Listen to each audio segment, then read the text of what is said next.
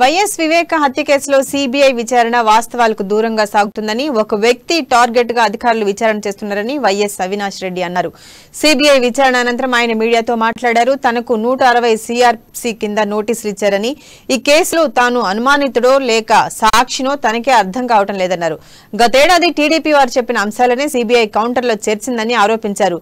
Google టేక్అవుటో TDP టేక్అవుటో అర్థం కావటం లేదన్నారు. ఈ విచారణలో తనకున్న సమాచారం సందేహాలపై సీబీఐకు వినతి పత్రం ఇచ్చానన్నారు.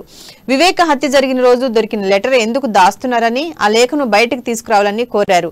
విచారణలో ఎక్కడ ఆడియో వీడియో రికార్డింగ్ చేసినట్టు అనిపించలేదని చెప్పారు. విచారణ పూర్తిగా ఏకపక్షంగా జరుగుతుందని తెలిపారు.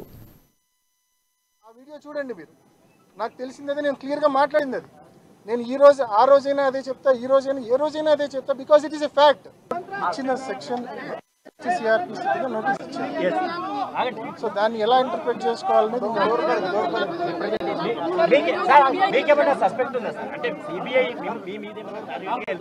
విచారణ డైరెక్షన్ లో పోవాలని చెప్తున్నారు తప్ప I'm not suspecting. Scene of crime లో నేను వెళ్ళే టయానికి అక్కడ ఒక లెటర్ ఉండింది. అక్కడ ఆ లెటర్ని దాచిపెట్టేసినారు.